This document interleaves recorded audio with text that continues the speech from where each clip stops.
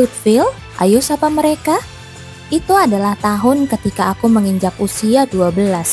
Tahun ke-7 sejak ibuku meninggal, dan tahun di mana keluarga baru masuk dalam hidupku. Jadi, kamu Lutfil ya? Ibu tiri yang baru itu tampak sangat ramah. Kudengar ayah bertemu dengannya secara tidak sengaja saat sedang dalam perjalanan mencari Divine Beast. Dia merawat ayah dengan sepenuh hati ketika ayah tiba-tiba jatuh sakit karena demam tinggi. Dan dari situlah akhirnya mereka menikah. Kenapa diam saja? Kalian juga harus saling sapa dong. Dua anak berdiri di belakang ibu tiri baru itu.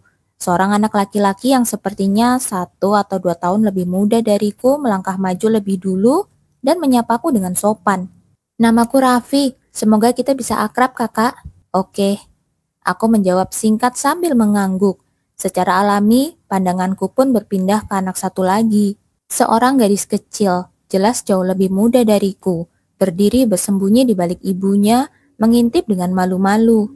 Kamila, kamu ngapain? Suara ibu tiri yang tadi hangat kini terdengar tajam.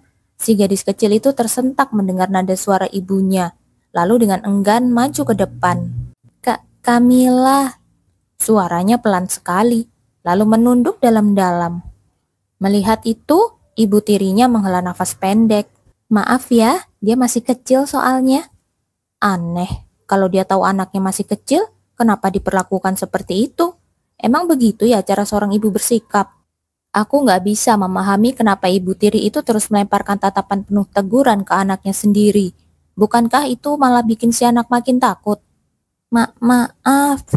Sesuai dugaanku, si gadis kecil kembali menunduk seperti kehilangan arah. Ibu tirinya menghela nafas panjang sekali lagi. Saat Kamila perlahan mengangkat kepalanya dan menatapku, dia langsung tersentak dan buru-buru menunduk lagi. Melihat itu, aku memutuskan untuk berhenti menatapnya lagi. Ibu tiri itu meninggal. Sudah 1 tahun berlalu. Terasa lama atau sebentar, itu tergantung dari sudut pandang mana kau melihatnya. Tapi mungkin karena aku tidak pernah merasa dekat dengannya, aku tidak merasa terlalu sedih. Kabar kematiannya hanya membuat suasana hatiku agak berat, karena ya seseorang telah meninggal. Apa ada yang salah denganku? Aku tidak yakin. Bahkan sejak kecil, aku selalu merasa mati rasa terhadap dunia di sekelilingku. Duka, bahagia, aku tidak pernah benar-benar mengerti kapan aku harus merasakannya. Tapi ayahku sangat berduka atas kepergiannya. Dia mengurung diri di ruang kerjanya dan minum-minum berhari-hari. Lalu setelah seminggu, dia keluar dan menegaskan kembali niatnya untuk tetap memperlakukan anak-anak dari istrinya sebagai anak kandungnya sendiri. Itu langsung membungkam para pelayan dan bangsawan yang mulai bergosip soal mengusir mereka dari rumah. Ayo makan semuanya. Itu adalah makan malam pertama kami setelah kematian ibu tiri.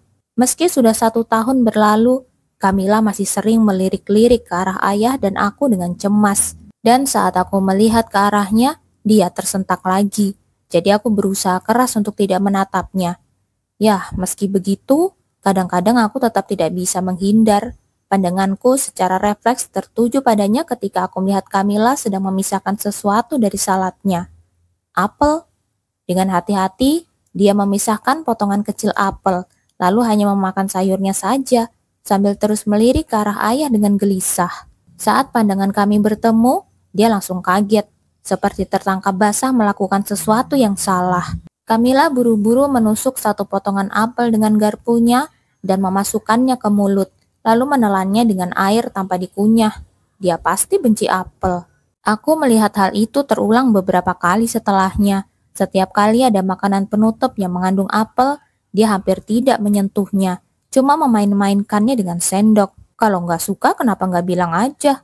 Aku benar-benar heran. Kalau dia nggak suka apel, ya tinggal minta diganti makanan penutupnya. Kenapa harus dipaksakan? Aku penasaran, tapi aku tidak bertanya. Tidak, aku tidak bisa bertanya. Setiap kali aku mendekat, seluruh tubuhnya menegang. Satu-satunya hal yang bisa aku tawarkan hanyalah jarak dan ketidakpedulian. Kenapa kamu melakukan itu? Kamila, maaf ayah. Ayah menghela nafas panjang. Kamila tiba-tiba menghancurkan taman mawar.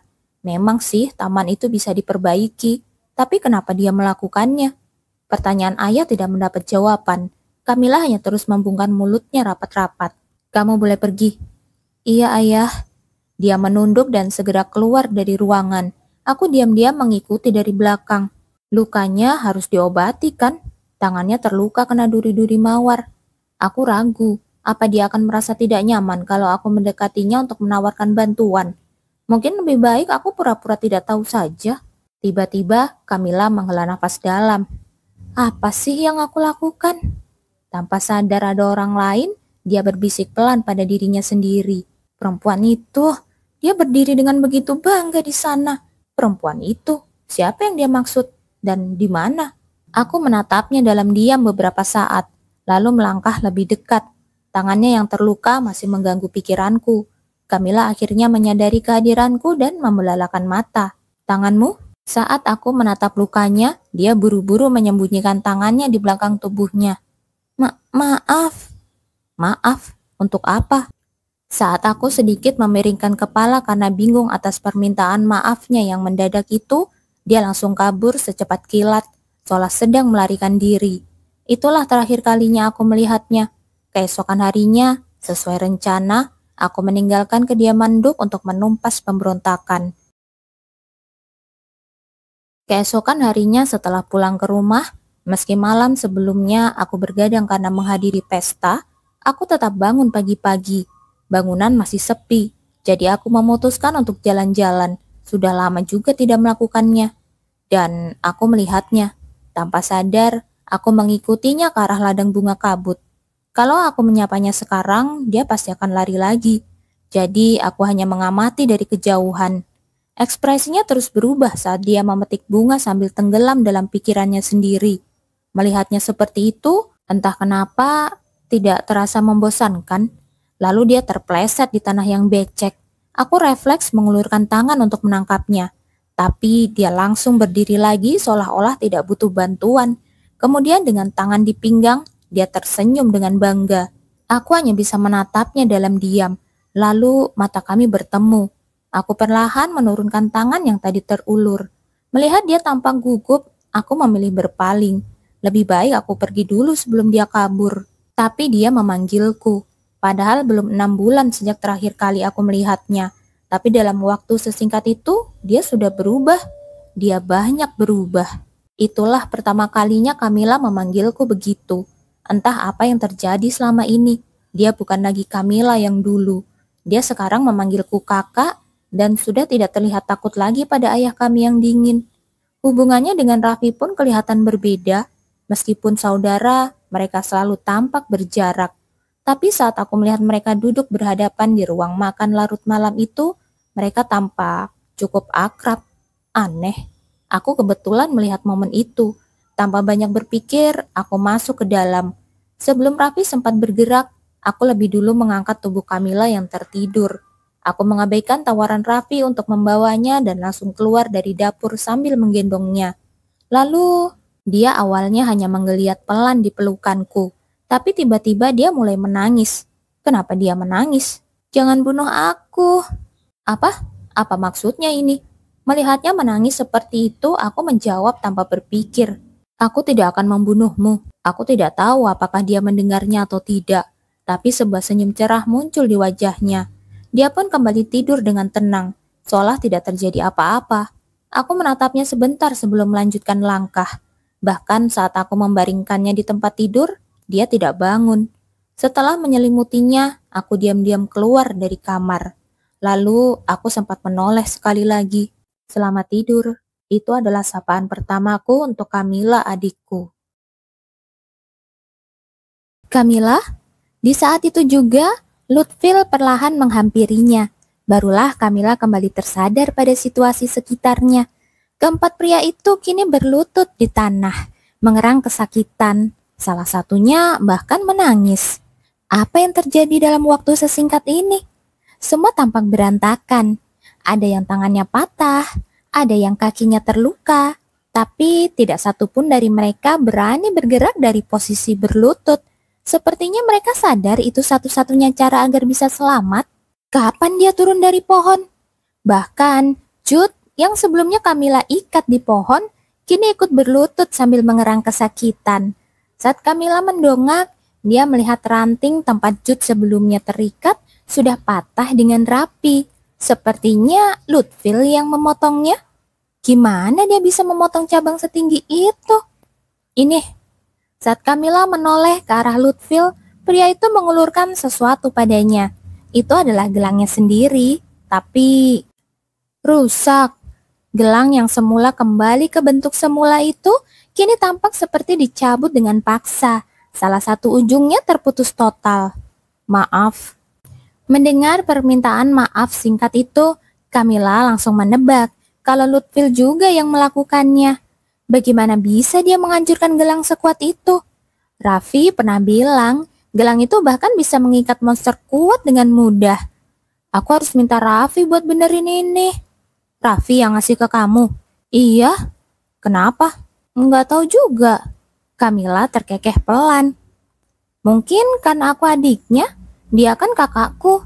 Saat mengingat cara Raffi yang canggung saat memberikan gelang itu padanya, Camilla tersenyum lembut. Hah? Suara apa itu? Camilla yang tengah mengulurkan tangan untuk mengambil kembali gelangnya, langsung membelalakan mata saat mendengar suara asing dari genggaman Lutfil. Gelang yang tadi berkilauan itu hancur jadi bubuk halus, berjatuhan ke tanah.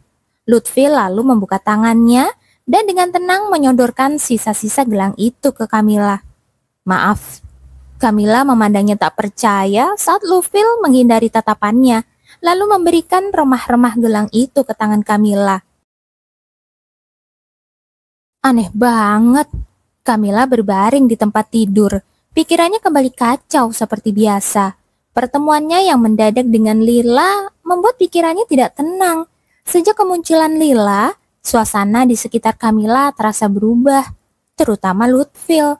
Laki-laki itu yang dulu tidak tertarik pada siapapun, termasuk dirinya sendiri, mendadak menunjukkan perhatian aneh, dan itu tertuju pada Lila. Tapi hari ini, tingkah mereka berdua justru tidak seperti biasanya.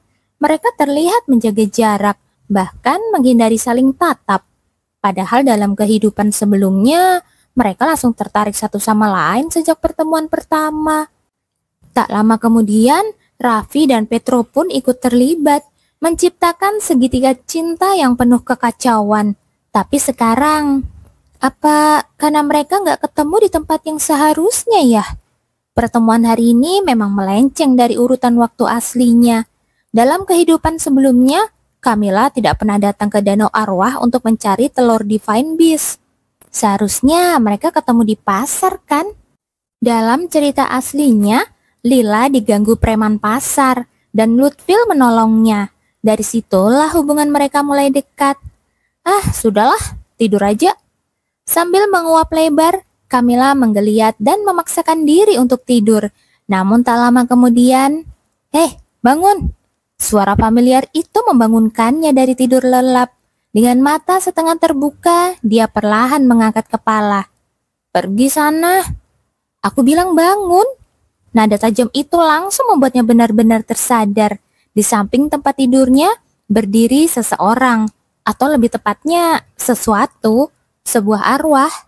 Kalau itu arwah yang tidak dikenal, mungkin Camilla akan mengabaikannya begitu saja.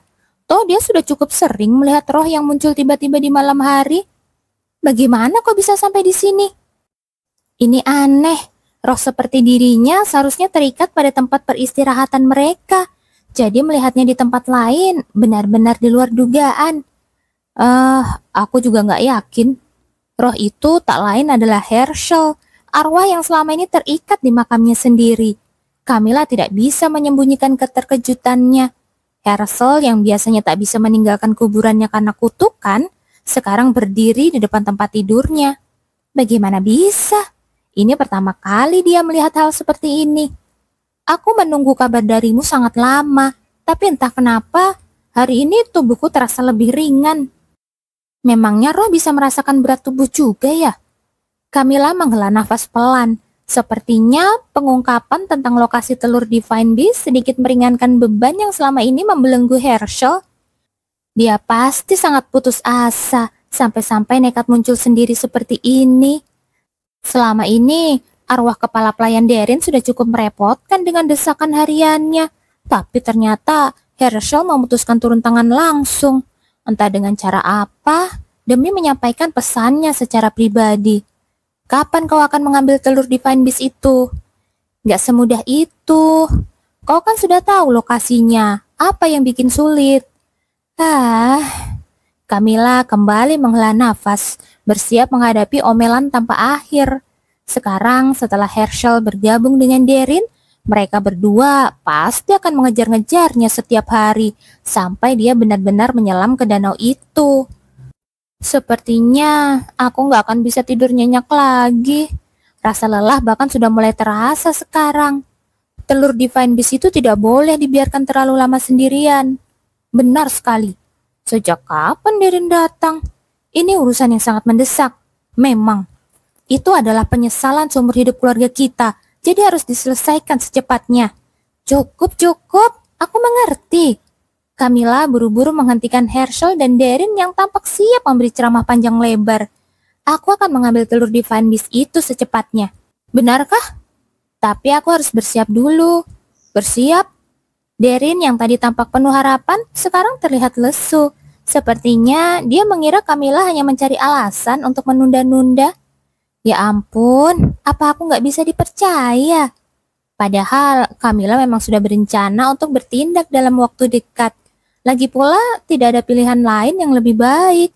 Camilla membersihkan tenggorokannya dan suaranya masih sedikit serak. Dan kemudian dia menjerit sekuat tenaga. Suaranya menggema ke seluruh bangunan. Herschel dan Derin teronjak kaget dan langsung meloncat mundur. Nona, ada apa? Tak lama kemudian, pintu terbuka dengan keras saat Donna bergegas masuk. Nona Camilla, apa yang terjadi? Kenapa menjerit? Para pelayan lain yang berada di lantai yang sama ikut berlari masuk dengan wajah panik dan berbisik cemas. Jelas, perintah Du akhir-akhir ini telah membuat mereka semua jauh lebih waspada. Apakah Anda baik-baik saja, Nona? Donna menghampiri Camilla yang terlihat gemetar. Wajahnya pucat, lalu menyerahkan segelas air. Bahkan para pelayan lainnya tampak benar-benar khawatir. Bertanya-tanya, apakah ada penyusup? Beberapa dari mereka bahkan segera pergi untuk memanggil penjaga. Namun Camilla hanya bisa terus gemetar dan diam. Bahkan tidak sanggup mengambil segelas air yang ditawarkan Donna. Camilla? Duk Sorpel sendiri masuk ke kamar setelah mendengar keributan. Gemetar Camilla langsung berhenti saat matanya bertemu dengan sang Duk. Tapi bukannya tenang, wajahnya berubah datar. Air mata mulai menggenang, lalu mengalir tanpa henti di pipinya. Camilla? Ayah, apa yang terjadi? Ayah baik-baik saja. Apanya? Camilla menggenggam tangan sang Duk erat-erat. Suaranya tercekat oleh emosi. Dalam mimpiku, Ayah. Mimpi? Ada kebakaran besar, api yang sangat besar. Ada begitu banyak kain menumpuk di ruang kerja Ayah. Lalu, kain? Dan api besar itu... Aku mencoba menarik Ayah keluar, tapi Ayah tidak mau keluar dan kemudian api itu. Ekspresi semua orang di ruangan menjadi aneh. Semua ini karena mimpi. Yang paling bingung tentu saja Raffi, yang memandang Camilla seolah dia benar-benar sudah tidak waras. Tatapan matanya seakan berkata, apa-apaan ini? Ngapain dia di sini? Padahal tadi katanya sibuk di laboratorium. Dan Lutfil juga ada. Berdiri diam di sudut ruangan. Teriakanku sekeras itu ya. Memang sengaja bikin keributan sih. Tapi tetap aja. Kamu masuk ke dalam api demi aku. Suara Duk memotong pikirannya. Tangan Camilla masih sedikit gemetar saat memegang tangan ayahnya. Melihat ketulusan dan ketakutan Camilla, pandangan sang Duk melunak. Meskipun hanya mimpi, bayangan Camilla yang nekat menyelamatkannya dari kobaran api menyentuh hatinya. Aku sangat takut, Ayah. Maaf. Tidak apa-apa, kau pasti sangat ketakutan. Duk menepuk kepala Camilla dengan lembut. Jelas dia tersentuh. Biarlah semua orang lain terlihat bingung, itu tidaklah penting. Reaksi Duk lah yang paling utama. Lagi pula, ini bukan tujuan utamaku. Sebelumnya, hari itu, setelah dia bertemu Lila, sebuah ingatan muncul di kepala Camilla. Sekitar waktu ini, memang pernah terjadi kebakaran besar di salah satu pabrik tekstil milik keluarga Sorpel. Meski bukan unit bisnis utama, insiden itu membuat Sang Duk sangat sibuk dalam beberapa waktu. Camilla tidak ingat tanggal pastinya, tapi kebakaran itu terjadi tak lama setelah Lila pindah ke sekolah. Jadi kemungkinan besar dalam waktu 1 minggu dari sekarang. Yang mulia, pintu mendadak terbuka lebar dan sang ajudan Jeter masuk tergesa-gesa. Ada apa? Ada insiden besar. Insiden? Ekspresi Duk langsung berubah serius. Jeter datang larut malam seperti ini pasti karena sesuatu yang penting. Terjadi kebakaran besar di pabrik tekstil wilayah Birke. Kebakaran? Mendengar ucapan Jeter, Camilla terkejut dalam hati. Wow, waktunya benar-benar tepat. Iya, untungnya karena kejadiannya larut malam, tidak ada korban jiwa. Tapi tampaknya pabrik itu tidak akan bisa beroperasi dalam waktu dekat. Aku akan ke ruang kerja. Baik, Yang Mulia. Sang Duk sempat berhenti sebelum benar-benar meninggalkan kamar. Dia menoleh pada Camilla yang kini sudah berhenti menangis. Sepertinya dia teringat dengan kata-kata Camilla sebelumnya tentang tumpukan kain dan api besar yang melahap ruang kerjanya. Para pelayan yang hadir pun ikut menatap Camilla dengan kaget, mengingat betapa spesifik deskripsi mimpinya tadi. Namun sebagian besar tampaknya hanya menganggapnya kebetulan atau paling tidak sedikit menyeramkan. Sementara itu, Camilla hanya tersenyum canggung sambil menyesap air yang diberikan Donna. Menyiapkan fondasi? Iya. Apa maksudmu menyiapkan fondasi? Herschel dan Darin tampaknya belum langsung menangkap maksud Camilla. Yap, jeritan tadi malam itu adalah fondasi untuk mengambil telur Divine Beast. Kalau aku tiba-tiba muncul membawa telur Divine Beast, menurut kalian orang-orang bakal bilang apa? Tentu saja mereka akan senang. Orang-orang ternyata jadi sesederhana ini setelah mati ya. Mereka mungkin senang awalnya, tapi setelah itu apa? Setelah itu, mereka akan terus menanyaiku, bagaimana kau tahu tempatnya? Bagaimana cara mengambilnya? Kalau dipikir-pikir, ya bisa jadi. Lalu aku harus jawab apa? Kalau aku bilang yang sebenarnya, bahwa arwah mendiang Lord Hetzel muncul dan memberitahuku lokasi telur itu, kira-kira mereka akan menganggap aku waras. Makanya aku butuh fondasi. Kau berencana bilang kau memimpikan lokasinya. Tepat sekali. Kau yakin ada yang bakal percaya? Saya juga khawatir soal itu. Tampaknya kecil kemungkinan orang-orang akan percaya hanya karena Camilla bermimpi soal kebakaran. Dan ternyata itu benar-benar terjadi. Itulah kenapa aku harus membangun fondasi yang lebih kuat lagi. Caranya? Bibir Camilla melengkung membentuk senyum samar. Tapi sebelum ia menjawab, kereta yang ditumpanginya perlahan berhenti. Sang kusir membuka pintu dan Camilla pun turun dengan tenang. Di hadapannya berdiri sebuah toko kecil. Melalui jendela tokonya, terlihat barang-barang bayi yang dipajang. Kenapa ke sini? Untuk mengumpulkan perlengkapan buat fondasiku. Mengabaikan para roh penasaran yang mengikutinya, Camilla melangkah masuk ke toko. Namun sebelum ia benar-benar masuk, Herschel sempat berseru dari belakang. Tapi soal kebakaran kemarin, bagaimana kau tahu itu akan terjadi? Itu benar-benar kebetulan. Iya, saya juga penasaran. Kok Nona bisa tahu? Tapi ini terlalu pas untuk dibilang kebetulan. Penampilan Camilla malam itu begitu meyakinkan, bahkan para roh pun sempat tercengang. Dari timing teriakannya sampai detail mimpinya, semuanya sangat sempurna. Tapi tetap saja, hal yang paling membingungkan adalah bagaimana dia bisa tahu soal kebakaran itu. Masa iya hanya tebakan asal? Aku sangat sibuk, ujar Camilla santai, seolah tak mendengar pertanyaan mereka sama sekali. Selamat datang, Conchalen. Apakah Duk ada di dalam? Ya, beliau sedang menunggu Anda. Sang pelayan menyambut Conchalen dengan hormat di pintu masuk. Keluarga Shailen adalah bangsawan pendukung tertua dan paling setia dari keluarga Sorpel. Hari ini, Sang Kon datang untuk membahas kebakaran yang baru-baru ini terjadi di pabrik tekstil. Sebagai orang yang bertanggung jawab mengawasi pabrik tersebut, dia merasa bersalah atas insiden itu. Wajahnya yang biasanya tenang, kini terlihat tegang. Sebagai pihak yang bertanggung jawab langsung atas pabrik, dia tahu tidak ada alasan yang bisa membenarkan apa yang terjadi. Meskipun kerusakannya tidak terlalu parah, akan dibutuhkan waktu cukup lama untuk memulai kembali operasionalnya. Dia menghela nafas pelan sambil mengikuti sang pelayan masuk ke dalam kediaman bangsawan itu. Langkah Konshelen terhenti ketika dia melihat seseorang berjalan ke arahnya dari ujung lorong menuju kantor sang duk. Lama tidak bertemu, Nona Camilla. Camilla menyapanya dengan senyum tenang dan anggukan yang anggun. Iya, sudah cukup lama, Konshelen. Melihat wajah Kon yang tampak tegang, Camilla membiarkan senyum tipis tetap menghiasi wajahnya. Anda pasti datang untuk membicarakan kebakaran di pabrik, bukan? Benar.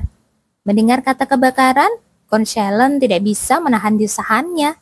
Namun ekspresi terkejut muncul di wajahnya saat menoleh ke Camilla.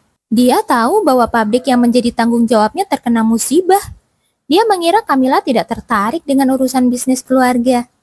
Jangan terlalu khawatir. Camilla memberinya sedikit penghiburan.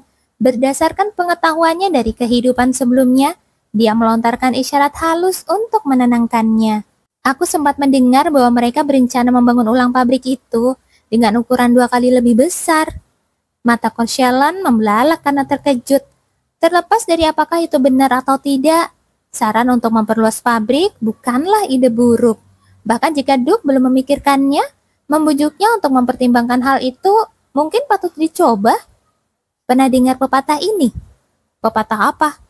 Keberuntungan seringkali datang setelah kemalangan. Keberuntungan. Camilla menyerahkan sesuatu yang sedari tadi dia genggam. Apa ini? Keberuntungan. Keberuntungan yang Camilla berikan padanya adalah sebuah kotak kado kecil. Boleh saya buka? Tentu. Dengan ekspresi bingung, Konshelen membuka pita di kotaknya dan mengintip isinya. Di dalamnya terdapat sepasang sepatu bayi mungil. Lucu sekali, bukan? Konshelen terdiam, menatap Camilla dengan ekspresi campur aduk. Apa dia sedang mengejekku? Apalagi maksudnya memberikan hadiah seperti ini? Simpan baik-baik ya. Maaf, Anda akan membutuhkannya dalam waktu dekat.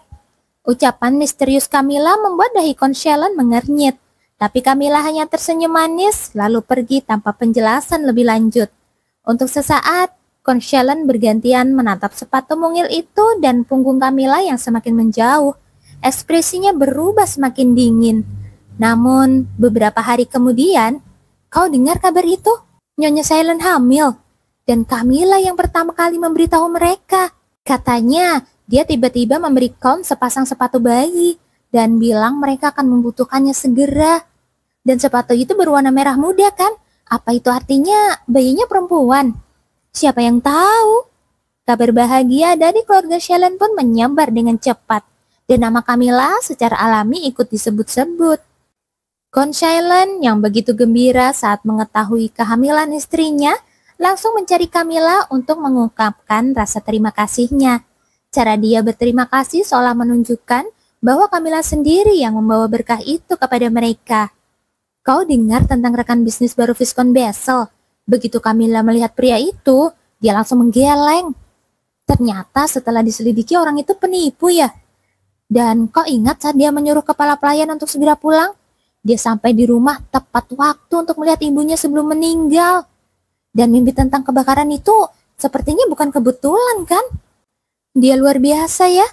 Nona kita pasti menerima wahyu ilahi. Kau pikir begitu? Dia lebih hebat dari semua peramal di ibu kota. Kau tahu berapa banyak orang yang mengantri hanya untuk sekedar melihatnya? Semua orang ingin dia meramalkan masa depan mereka. Seluruh kediaman keluarga Sorpel dipenuhi kegembiraan. Ramalan ajaib Camilla belakangan ini membuat semua orang terkagum-kagum. Kalau hanya terjadi sekali, mungkin bisa dianggap keberuntungan. Tapi akurasinya yang berulang-ulang mulai sulit diabaikan. Camilla? Ya, ayah? Duk Sorpel ikut merasa takjub, namun juga menyimpan kekhawatiran. Apa yang sedang terjadi padamu?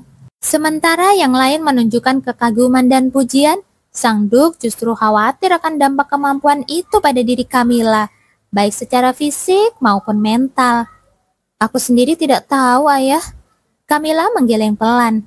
Kadang aku bermimpi tentang sesuatu, tapi di lain waktu cukup melihat seseorang saja bisa membuat muncul gambaran aneh di benakku. Apakah tubuhmu kesakitan? Maaf, apa kau merasa tubuhmu menderita? Tidak perlu khawatir, Ayah. Baiklah. Duk mengangguk perlahan, merasa lega melihat senyum Camilla yang bersinar. Rumor tentang kemampuan Camilla bahkan sudah sampai ke kuil, hingga mereka mengirim permintaan resmi. Mereka ingin menyelidiki apakah penglihatan-penglihatan Camilla berkaitan dengan kekuatan ilahi. Namun tentu saja, Duk langsung menolak pendekatan dari pihak kuil dengan tegas. Jika kau mengalami sesuatu yang tidak biasa, kau harus segera memberitahuku. Tentu, Ayah. Camilla tersenyum lembut, tapi kemudian terdiam sejenak, seolah ada hal lain yang ingin ia katakan. Ngomong-ngomong, ya, belakangan ini aku sering bermimpi yang sama. Mimpi yang berulang? Wajah Duk langsung menjadi serius. Dengan semua kejadian yang sudah terjadi, dia tidak bisa mengabaikan pentingnya mimpi itu. Apa itu mimpi buruk? Tidak, sama sekali tidak. Camilla meletakkan cangkir tehnya dan menatap ayahnya untuk meyakinkannya. Aku akan mengeceknya langsung, lalu memberitahu ayah. Mengecek langsung, itu tidak berbahaya kan? Sama sekali tidak. Camilla tidak menjelaskan lebih jauh, dan Sang Duk tidak memaksanya. Bagus, pondasinya sudah selesai dibangun. Inilah saatnya, waktunya untuk mengambil telur Divine Beast.